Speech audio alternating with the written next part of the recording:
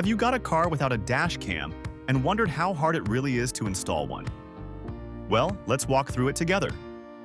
For today's setup, we're installing the Torvo TD3, which is a front and rear dash cam and comes in less than $100, and we picked up the Hardwire kit for about 15 more, just so we can run it clean and unlock the parking mode features.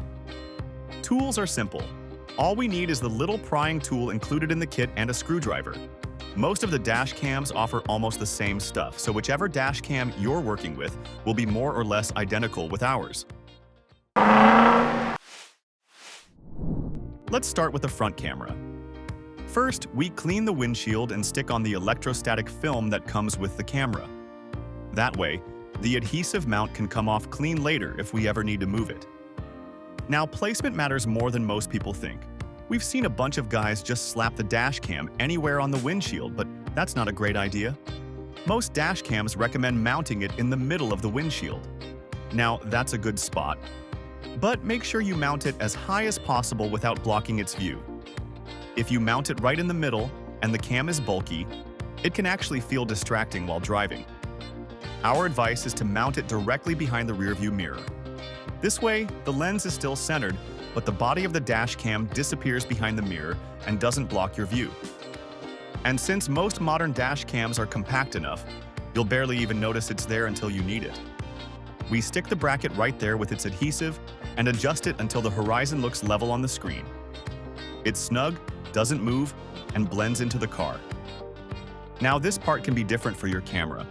Like, the mount and camera can be separated, and in that case, you'll have to attach the mount on the windshield, then plug in the camera. So yeah, more or less, the procedure will be the same. Now it's time to deal with the rear camera. We plug the rear cable into the AV in port on the main unit and start routing it through the overhead console. From there, we tuck it behind the headliner, working our way toward the A-pillar. This is where people sometimes make mistakes. Most cars have airbags inside the A-pillar, and you never want a wire crossing that path because, in the event of an accident, that cable could interfere with the airbag deployment. The safe move is to route the cable behind the trim, but keep it completely out of the airbag channel. Once we've got it in there, we snap the trim back into place and continue pressing the cable into the door, weather strip, and side panels until we reach the hatch. At the hatch, we remove the liftgate trim and guide the cable through. Here's another little tip. Always leave a bit of slack wire at the hinge. That way, the cable isn't pulled tight every time you open or close the hatch, which prevents long-term wear or accidental damage. We mount the rear camera on the inside glass, high and centered, so it covers as much as possible without being blocked by the wiper or rear defroster lines. Any leftover cable gets tucked into the trim before snapping it closed. With that, the rear camera is done.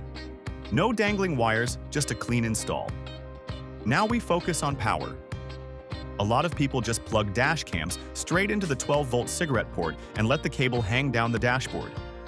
That works, sure, but it looks messy and feels temporary and won't give you the parking monitor feature. Since we want a permanent factory-like setup, we go for the Hardwire kit. We run the power lead from the front camera back down the A-pillar and into the kick panel near the fuse box. Any extra slack gets coiled and hidden inside the trim so it won't rattle or fall loose later. At the fuse box, the wiring is pretty simple. Red wire goes into a constant 15-amp fuse slot. Yellow goes into a switched fuse slot that only powers on with the ignition, and the black ground wire gets secured to a solid bolt or grounding point nearby.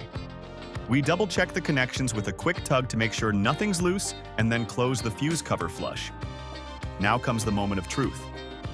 We turn the ignition on and the dash cam powers right up.